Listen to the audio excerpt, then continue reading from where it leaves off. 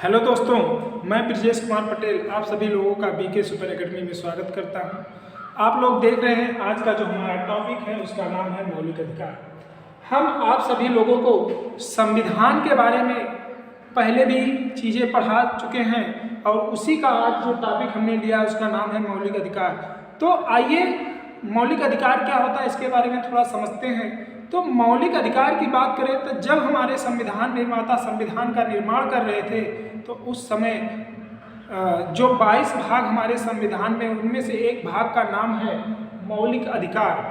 और उस मौलिक अधिकार में क्या होता है, तो मौलिक अधिकार की बात करें तो ये जो व्यक्ति हैं व्यक्तियों को क्या करता है, अधिकार प्रदान करता है ये मौलिक अधिकार।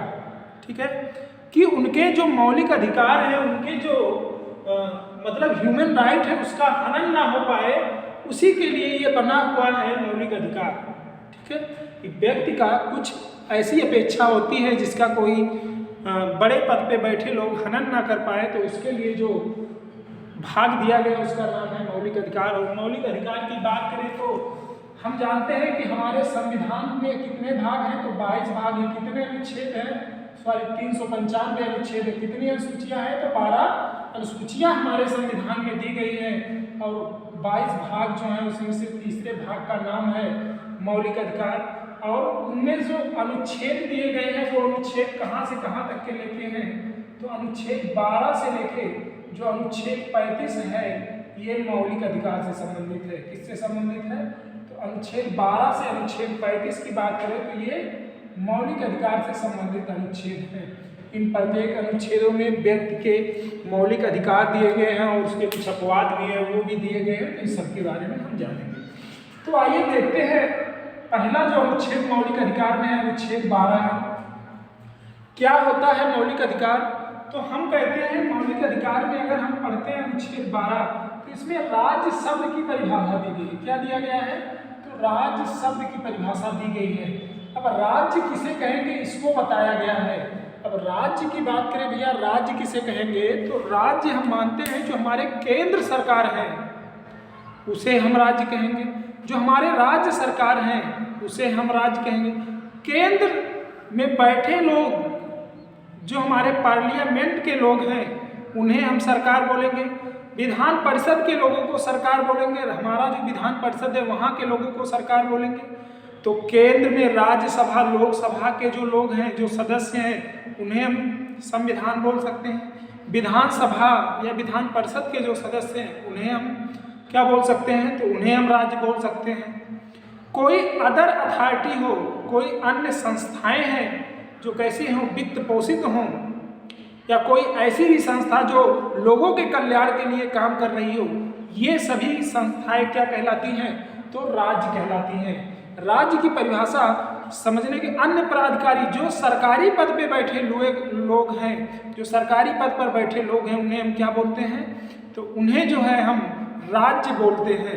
राज्य की बात करें तो राज्य हमारे केंद्र सरकार में जो लोग बैठे हुए हैं, जैसे कि लोकसभा और राज्यसभा के सदस्य जो हैं सरकार कहलाएंगे। विधानसभा क्या कहें, विधानसभा के सदस्य सरकार कहलाएंगे। यहाँ पर जो लोग शासन कर रहे हैं, जो लोग बैठे हुए, ये सभी क्या कहलाएंगे, सरकार कहलाते हैं। जो भी कल्याण करने के लिए लोग पद पे बैठे हुए हैं, लोगों का जो भी सरकारी अधिकारी हैं जो सरकारी पद पर बैठे हुए, ये सभी क्या कहलाते हैं, राज्य कहलाते हैं।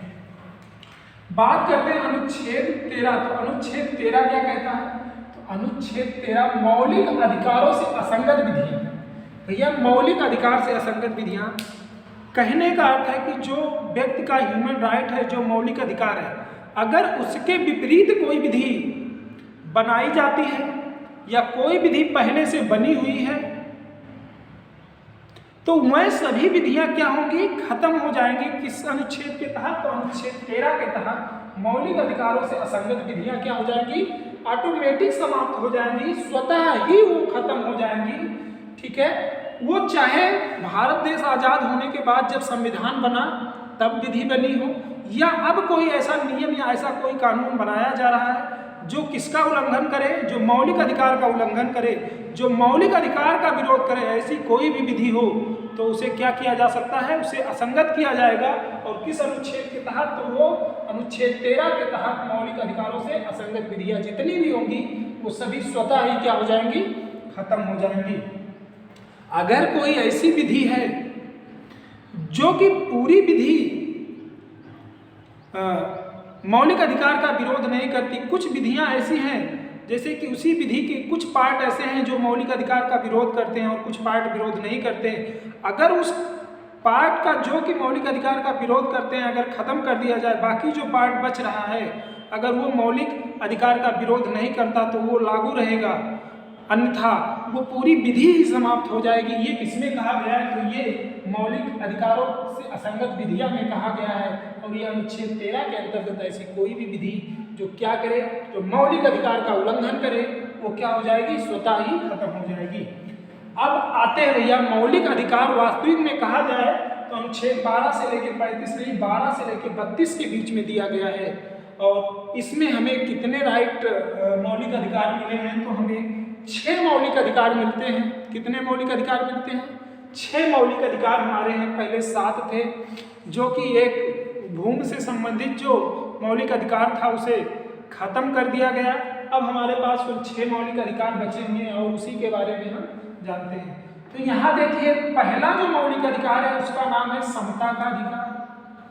दूसरे मौलिक अधिकार की बात करें तो क्या है, स्वतंत्रता का अधिकार। तीसरे मौलिक अधिकार की बात करते हैं तो वो शोषण के विरुद्ध अधिकार।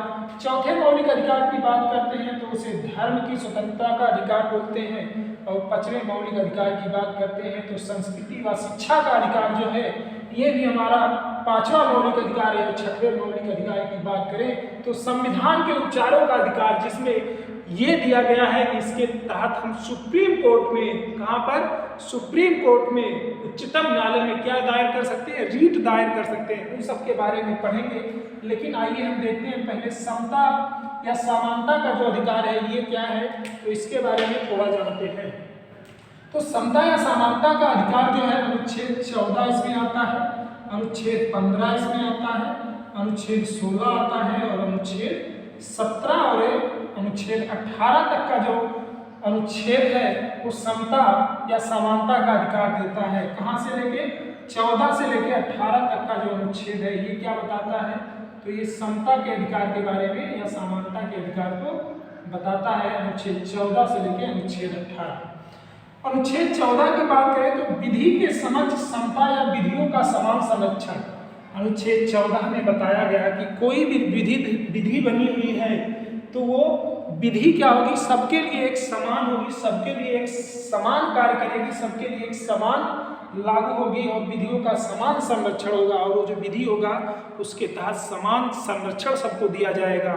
कहने का मतलब है कि चाहे कोई प्रधानमंत्री हो, चाहे कोई मुख्यमंत्री हो, चाहे कोई अधिकारी हो और चाहे कोई कितना भी बड़ा आदमी क्यों ना हो, जो एक लोकल व्यक्ति के ऊपर लागू होगा वही जो कानून है वो सबके ऊपर लागू होगा। ये अनुच्छेद किसमें बताया गया, तो ये अनुच्छेद 14 में बताया गया। छोटा हो या बड़ा हो, अमीर हो या गरीब हो, क्या होगा, सबके ऊपर ये अनुच्छेद 14 समान विधि क्या करने का, लागू करने का जो है, लागू करने का काम करता है। कौन करता है, तो ये अनुच्छेद 14 करता है।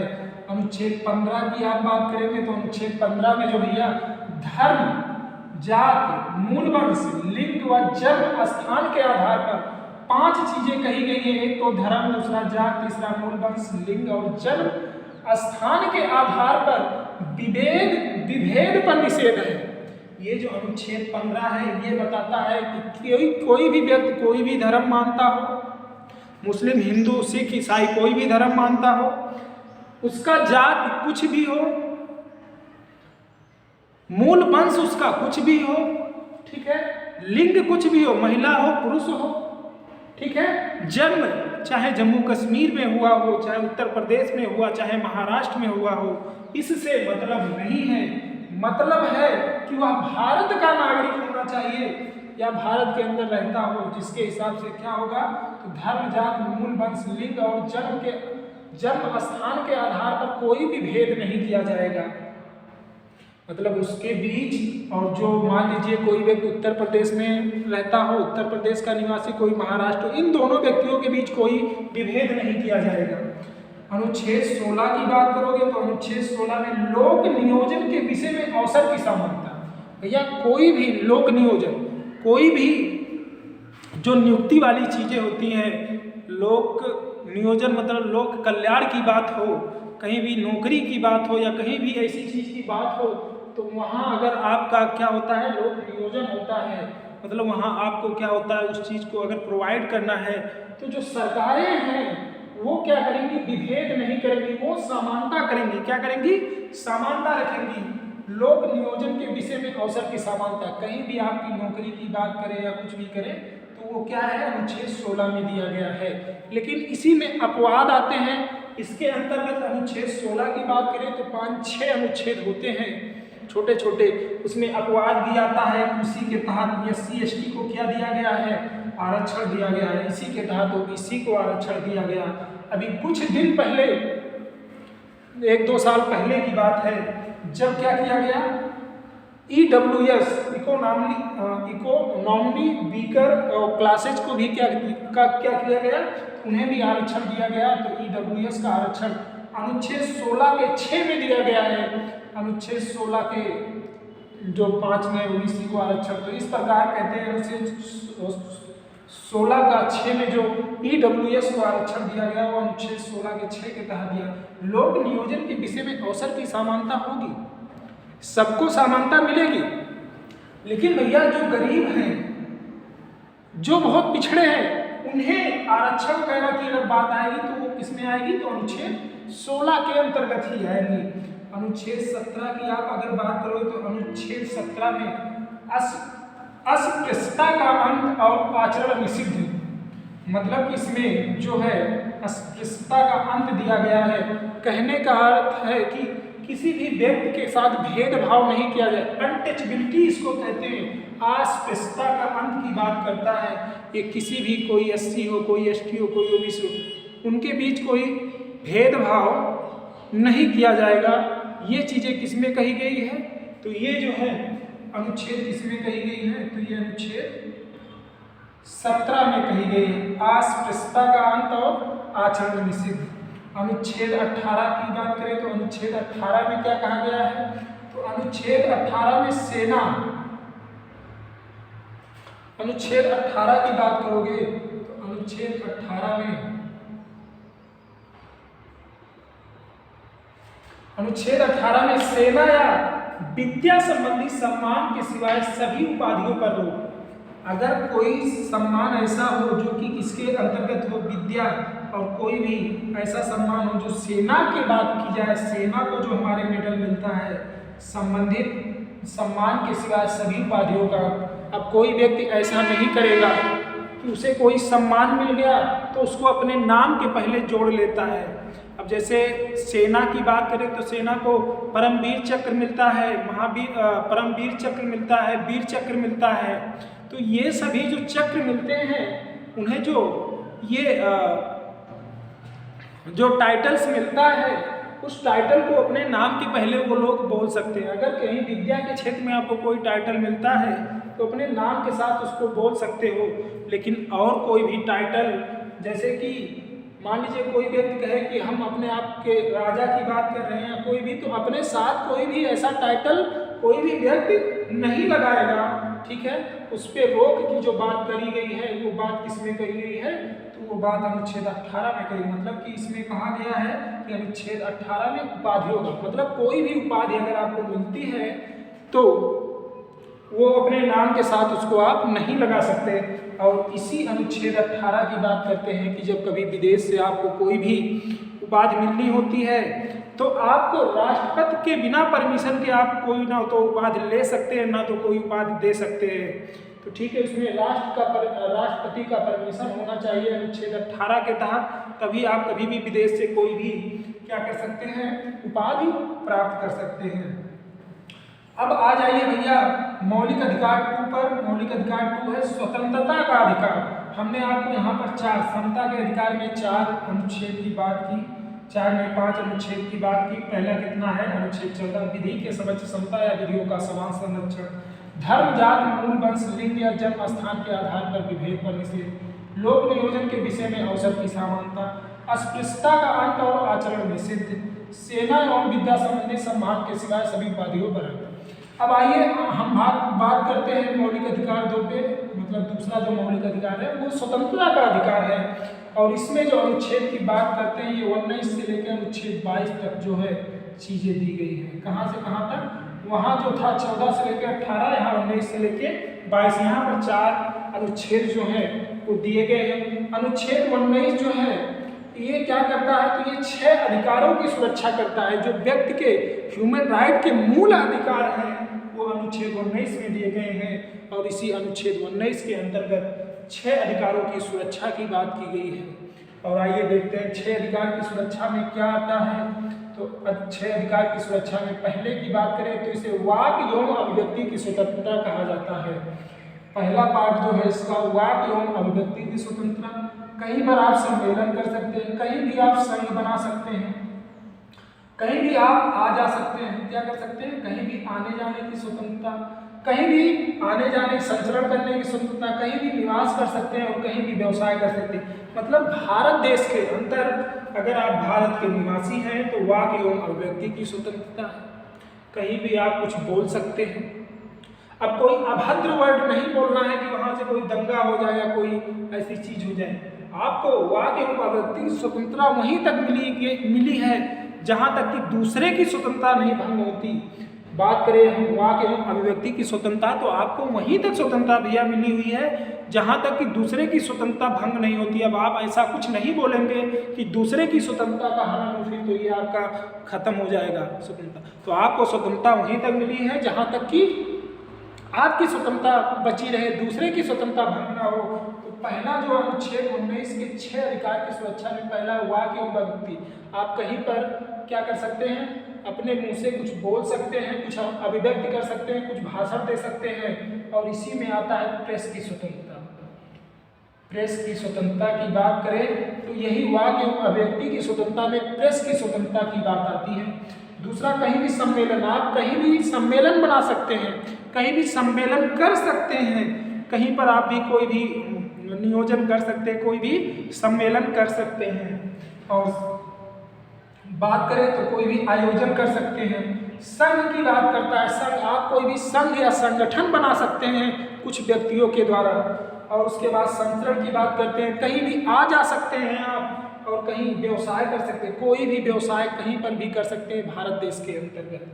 ठीक है, ऐसे व्यवसाय ही करना है जिसमें लाइसेंस की आवश्यकता नहीं है। अगर कोई व्यवसाय ऐसा है जिसमें लाइसेंस की आवश्यकता है तो आप गवर्नमेंट से परमिशन लेके कर सकते हैं, बट कर सकते हैं। तो इसमें 6 प्रकार के अधिकारों की सुरक्षा की बात के वाक एवं अभिव्यक्ति की स्वतंत्रता, अभिव्यक्ति की स्वतंत्रता, इसी में प्रेस की स्वतंत्रता आ जाती है। उसके बाद सम्मेलन की स्वतंत्रता, उसके बाद संघ की स्वतंत्रता, चौथा संचरण, कहीं आने जाने की स्वतंत्रता, फिर निवास करने की स्वतंत्रता। और किसकी बात कही गई है? तो कहीं भी कोई भी व्यवसाय करने की स्वतंत्रता। अब देखिए जो हमारा मौलिक अधिकार है अगला, उस मौलिक अधिकार को क्या कहते हैं? तो मौलिक अधिकार जो हमारा है, इसको 6 को नहीं पढ़ के पहले मौलिक अधिकार 3 को जान लेते हैं। तो मौलिक अधिकार 3 की बात करते हैं तो क्या है? शोषण के विरुद्ध अधिकार। अगर आपका शोषण हो रहा है तो आपको क्या क्या अधिकार मिले हैं कि उस शोषण से बच सकते हैं। तो आइए देखते हैं अनुच्छेद 24 की बात करते हैं। अनुच्छेद 24 में कहा गया है मानव दुर्व्यापार प्लात श्रम का प्रतिषेध। भैया मानव दुर्व्यवहार हो रहा है, सॉरी इसके पहले मानव दुर्व्यापार पढ़ने से पहले हम इसके अनुच्छेद 19 के बाद अनुच्छेद 20 को तो पढ़ना ही भूल गए। अनुच्छेद 20 की बात करते हैं तो अनुच्छेद 20 यहाँ पर है। और 20 की बात करें तो इसमें अपराधों के लिए दोष सिद्धि के संबंध में संरक्षण की बात की गई है। अगर कोई व्यक्ति कोई अपराध करता है तो उसे यह अधिकार होगा कि वो अपने दोष को सिद्ध कर सकता है। अगर कोई व्यक्ति के ऊपर आरोप लगता है कि इसने क्या किया है, कोई अपराध किया है, तो ये अपराध क्या होगा? सिद्ध करने की आवश्यकता होगी और गवर्नमेंट उसे या मतलब जो पुलिस प्रशासन है उसे सिद्ध करने का प्रयास करेगी। लेकिन हमारा भी अपने बचाव के लिए अगर हमने अपराध नहीं किया है तो हम भी अपना प्रयास करेंगे कि हम इसे सिद्ध करें कि हम जो है कोई अपराध नहीं किए हैं। तो अपराधों के लिए दोष सिद्धि के संबंध में संरक्षण दिया। आप यहाँ वकील लग सकते हैं, आप अपना जो है अपना पक्ष रख सकते हैं, आप बचने का प्रयास कर सकते हैं अगर आपने अपराध नहीं किया है। और अगर आपने अपराध किया है तब तो भैया आपको सजा तो मिलनी ही मिलनी है। तो ये अनुच्छेद 20 कहता है अपराधों के लिए दोष सिद्धि के संबंध में संरक्षण, मतलब आप अपराध से बचने के लिए अपने दोष को सिद्ध करने का प्रयास करेंगे। ठीक है, अनुच्छेद 21 की बात करें तो अनुच्छेद 21 में कहा गया प्राण एवं दैहिक स्वतंत्रता का संरक्षण। ये जो अनुच्छेद 21 है ये बहुत ही इंपॉर्टेंट है। आपके प्राण की बात करता है, आपके दैहिक स्वतंत्रता, आपके शरीर की स्वतंत्रता की बात करता है। आप अपने प्राण एवं दैहिक स्वतंत्रता की बात करें तो अनुच्छेद 21 में इसमें प्राण एवं दैहिक स्वतंत्रता की बात की गई है। इसी के अंतर्गत किसी भी व्यक्ति को विवाह करने की स्वतंत्रता जो है इसी के अंतर्गत मिली है। किसी भी व्यक्ति से विवाह करने, अपने इच्छा के अनुसार विवाह करने की स्वतंत्रता जो है वो अनुच्छेद 21 में है। ठीक है, अनुच्छेद 21 के अंतर्गत ही आता है। अनुच्छेद 21 के ए के अंतर्गत जो आता है ये शिक्षा का अधिकार है। जो है 14 वर्ष के बच्चों की जो शिक्षा का अधिकार दिया गया है वो किसमें दिया गया है, तो अनुच्छेद 21 के ए में दिया गया है। अनुच्छेद 21 की बात करें तो प्राण एवं दैहिक स्वतंत्रता की बात करता है। अनुच्छेद 21 के ए की बात करें तो इसमें जो 14 वर्ष के बच्चे हैं उनकी शिक्षा का जो अधिकार है वो अनुच्छेद 21 के ए के अंतर्गत है।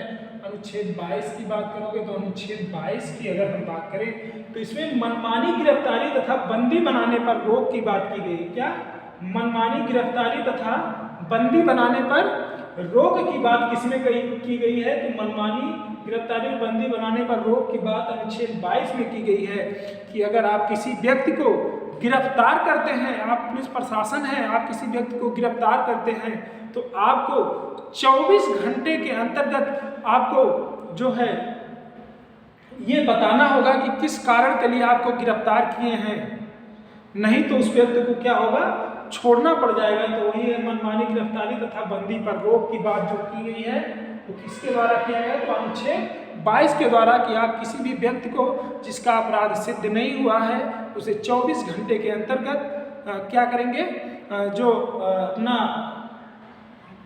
अधीनस्थ मतलब बड़ा अधिकारी है उसके सामने पेश करना होता है, नहीं तो क्या करना है, उसे व्यक्ति को 24 घंटे के अंतर्गत रिहा कर देना अगर उसने कोई अपराध नहीं किया है और आपके पास कोई पुख्ता सबूत नहीं है, पुख्ता सबूत नहीं है तो उसे व्यक्ति को छोड़ देना होगा। तो ये अनुच्छेद 22 कहता है मनमानी गिरफ्तारी तथा बंदी बनाने पर रोक जो है ये किसमें है, तो अनुच्छेद 22 में है। अगर वो कोई व्यक्ति किसी जो है टफेस्ट जो मतलब कोई ऐसा मतलब जो है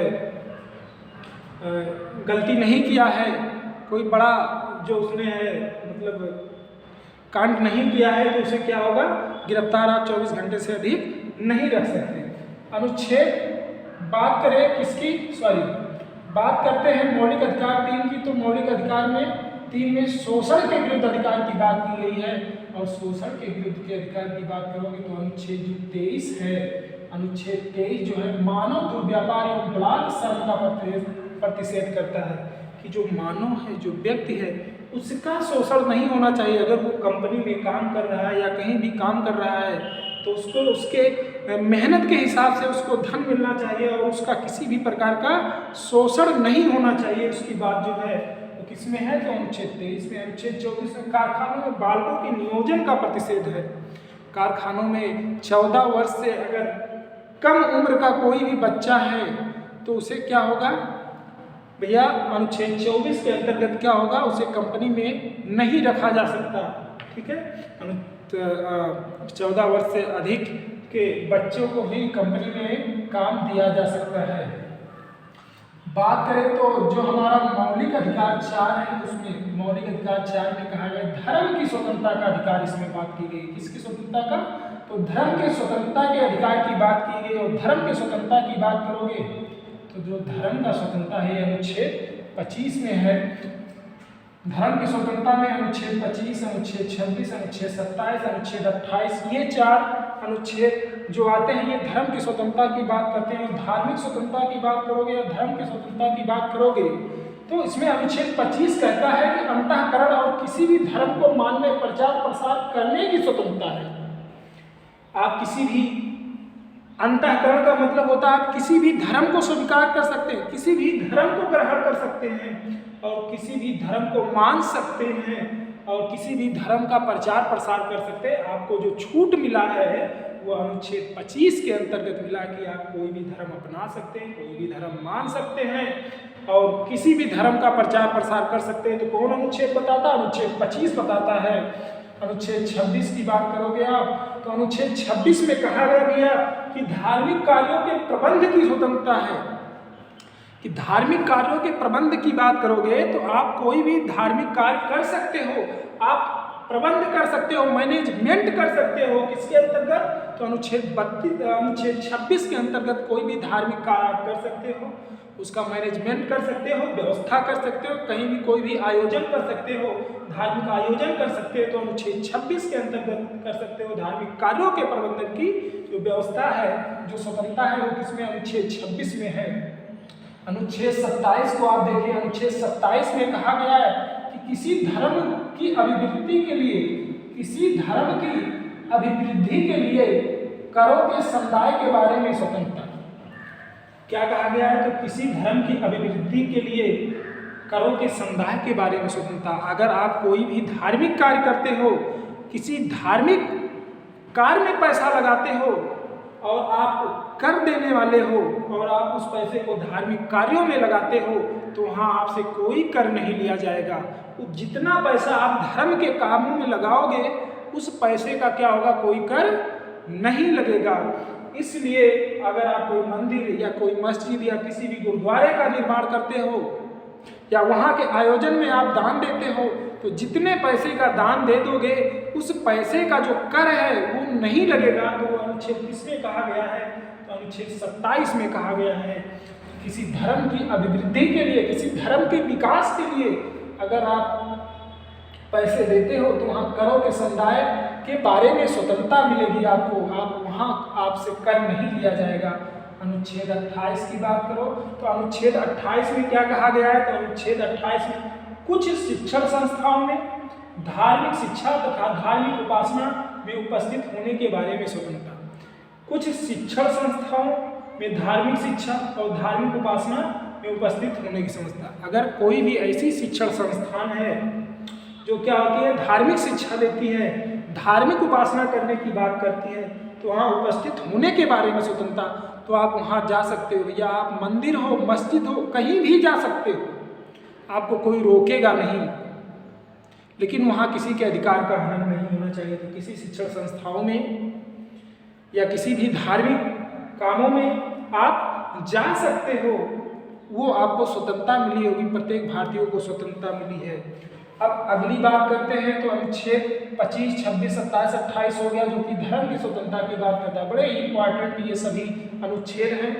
अनुच्छेद 5 की बात करोगे, मौलिक अधिकार 5 की बात करोगे तो मौलिक अधिकार 5 में क्या कहा गया है? तो संस्कृति व शिक्षा के अधिकार की बात की गई। मौलिक अधिकार 5 में संस्कृति और शिक्षा के अधिकार की बात की गई है।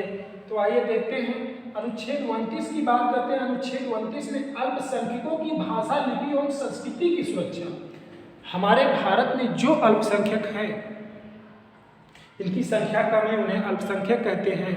और हिंदू धर्म को छोड़कर सभी धर्म वाले क्या कहलाते हैं? अल्पसंख्यक के अंतर्गत आते हैं। जैन, बौद्ध, सिख, ईसाई, मुस्लिम, ये सभी क्या है? अल्पसंख्यक हैं। और इन अल्पसंख्यकों की भाषा, इनकी भाषा जो है, इनकी लिपि जो है और इसकी संस्कृति की सुरक्षा की जो बात कही गई है वो अनुच्छेद किसमें कही गई है? तो अनुच्छेद 29 में कही गई है। और अनुच्छेद 30 को देखिए तो अनुच्छेद 30 जो है इसमें क्या है? तो अनुच्छेद 30 की बात करोगे तो अनुच्छेद 30 में शिक्षण संस्थाओं की स्थापना, अनुच्छेद 30 में शिक्षण संस्थाओं की स्थापना, प्रशासन करने का अल्पसंख्यक वर्गों का अधिकार। मतलब कि अनुच्छेद 30 के अंतर्गत चाहे तो जो अल्पसंख्यक वर्ग हैं वो क्या कर सकते हैं, तो वो शिक्षण संस्थाओं की स्थापना कर सकते हैं, अपने धार्मिक शिक्षण संस्थाओं की स्थापना कर सकते हैं अल्पसंख्यक वर्ग, और वहाँ प्रशासन भी कर सकते हैं और अपने अधिकार को सुरक्षित कर सकते हैं, वहाँ पर शासन भी कर सकते हैं। तो जो अल्पसंख्यक हैं हमारे हिंदू को छोड़कर बाकी सभी अल्पसंख्यक जो धर्म वाले हैं वो क्या कर सकते हैं, तो वो क्या कर सकते हैं भैया, तो वो किसी भी क्या करते हैं शिक्षण संस्थाओं की स्थापना कर सकते हैं, वहाँ प्रशासन कर सकते हैं।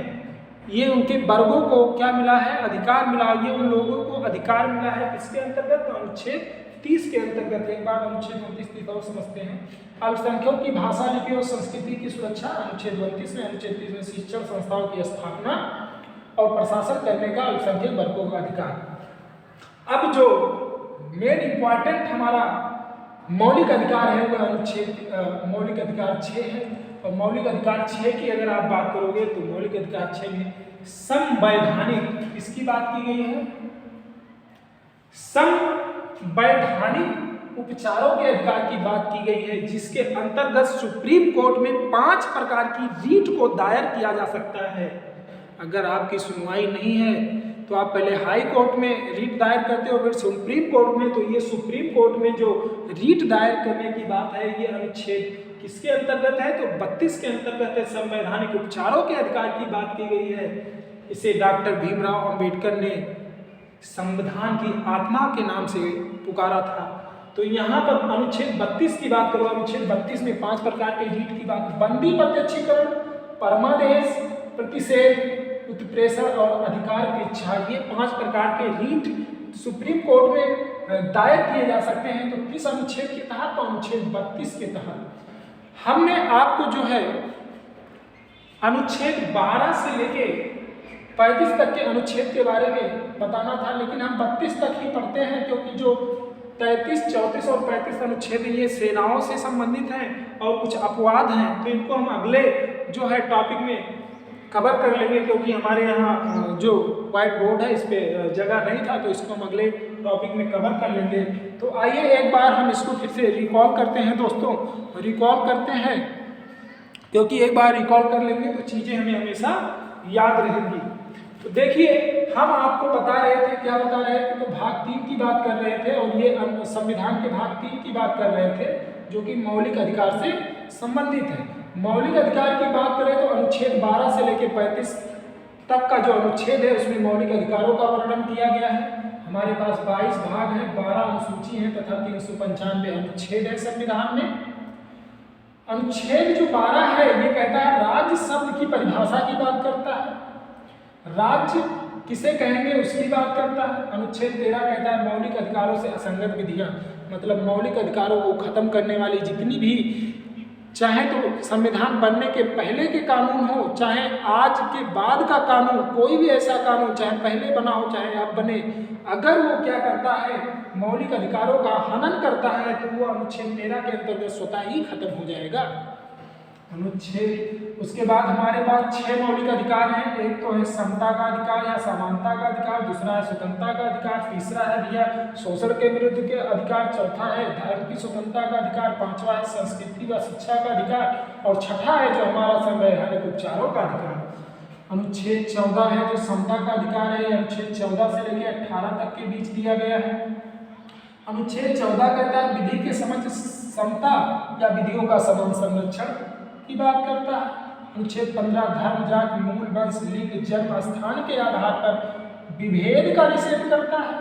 अनुच्छेद 16 लोक नियोजन के विषय में अवसर की समानता की बात करता है। अनुच्छेद 17 अस्पृश्यता का अंत और आचरण निषिद्ध की बात करता है। अनुच्छेद 18 सेना या विद्या संबंधी सम्मान के लिए सभी उपाधियों पर रोक लगाता है।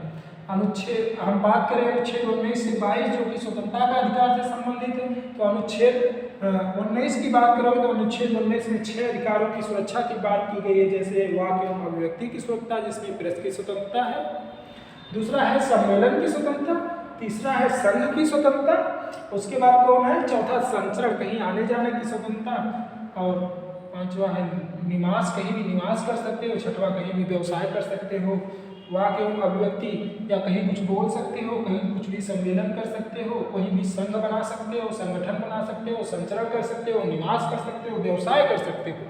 6 प्रकार की बातें, 6 प्रकार के अधिकार की सुरक्षा अनुच्छेद 19 करता है। अनुच्छेद 20 की बात करोगे तो 20 में क्या कहा गया, तो अपराधों के लिए दोषी के संबंध में संरक्षण। अगर आप अपराधी नहीं हो, आपके ऊपर अपराध लगने वाला है तो आप उसको दोष सिद्धि कर सकते हो, आप उसे सिद्ध कर सकते हो। और इसी के अंतर्गत अगर आपको एक बार किसी भी सजा के लिए जो है दंडित कर दिया गया तो आपको दोबारा उसी सजा के लिए दंडित नहीं किया जाएगा। अनुच्छेद 21 की बात करोगे तो इसमें प्राण एवं दैहिक स्वतंत्रता का संरक्षण है। इसी में विवाह करने की स्वतंत्रता भी आती है किसी भी व्यक्ति से, ठीक है। और अनुच्छेद 21 के ए में जो बात किया गया, अनुच्छेद 21 ए में बताया गया है कि 14 वर्ष के बच्चों तक को क्या होगा, मुफ्त में शिक्षा देने का अधिकार दिया गया है 14 वर्ष तक के बच्चों को, अनुच्छेद 21 के ए में। अनुच्छेद 22 में कहा गया है मनमानी गिरफ्तारी तथा बंदी बनाने पर रोक। किसी भी व्यक्ति को मनमानी तरीके से गिरफ्तार नहीं कर सकते, अगर उसे मनमानी तरीके से बंदी नहीं बना सकते, उसका उसे कारण बताना होगा। और अगर किसी भी शक के आधार पर उस व्यक्ति को क्या करते हो आप, गिरफ्तार करके लेके जाते हैं तो उसे 24 घंटे के अंतर्गत छोड़ना होगा, नहीं तो उसे उसका कारण बताना होगा। बात करते हैं मौलिक अधिकार 3 की, तो शोषण के विरुद्ध अधिकार इसमें कहा गया है। अनुच्छेद 23 में मानव दुर्व्यापार एवं बलात्कार का प्रतिषेध है। अनुच्छेद 24 में कारखानों में बालकों के नियोजन का प्रतिषेध है। धर्म के स्वतंत्रता का अधिकार जो है 4 है और इसमें 4 प्रकार के अनुच्छेद हैं, 25 से लेकर 28 तक। 25 में अंतःकरण किसी भी धर्म को मानने और उस प्रचार प्रसार करने की स्वतंत्रता। अनुच्छेद 26 धार्मिक कार्यों में प्रबंधन की स्वतंत्रता। उसके बाद किसी भी धर्म की अभिवृद्धि के लिए करों के समुदाय के बारे में स्वतंत्रता। अनुच्छेद 28 कुछ शिक्षण संस्थाओं में धार्मिक शिक्षा, धार्मिक उपासना में उपस्थित होने के बारे में स्वतंत्रता की बात कही गई है। भाग 5 कह रहे हैं मौलिक अधिकार 5 में संस्कृति व शिक्षा का अधिकार है। इसमें अनुच्छेद 29 है और 30 है। 29 में अल्पसंख्यकों की भाषा, लिपि और संस्कृति की सुरक्षा है और अनुच्छेद 30 शिक्षण संस्थाओं की स्थापना, प्रशासन करने का अल्पसंख्यक वर्गों का अधिकार। मौलिक अधिकार 6 में आते हैं संविधान के उपचारों का अधिकार। सुप्रीम कोर्ट की बात की गई है। सुप्रीम कोर्ट के तहत 5 प्रकार की रीट अनुच्छेद 32 के तहत दायर किया जा सकता है। किसमें कहा गया, तो ये अनुच्छेद 32 में कहा गया है। इसी को अनुच्छेद 32 को डॉक्टर भीमराव अम्बेडकर ने क्या कहा है, तो संविधान की आत्मा की संज्ञा दी थी। तो दोस्तों हमको लगता है कि ये जो हमने आज आपको अनुच्छेद 12 से लेके अनुच्छेद 32 तक की जो चीज़ें बताई है, आप लोगों को अच्छे से याद हो गया होगा। और नहीं भी याद होगा तो एक बार और इस वीडियो को आप देखेंगे तो दोबारा अच्छे से याद हो जाएगा। और ये एग्जाम में बहुत ही क्वेश्चन पुटअप होते हैं यहाँ से, तो ये चीज़ें आपको जानना बहुत ही ज़रूरी है। और बहुत ही इम्पॉर्टेंट टॉपिक है, ये बड़े इम्पॉर्टेंट टॉपिक है, इसको पढ़ना बहुत ज़रूरी है। दोस्तों ये टॉपिक आज यहीं पर हमारा ख़त्म होता है। अगले दिन हम कुछ अलग लेके आएंगे। इसके बाद अनुच्छेद 32 के बाद के अनुच्छेद पढ़ाएंगे। थैंक यू दोस्तों, धन्यवाद।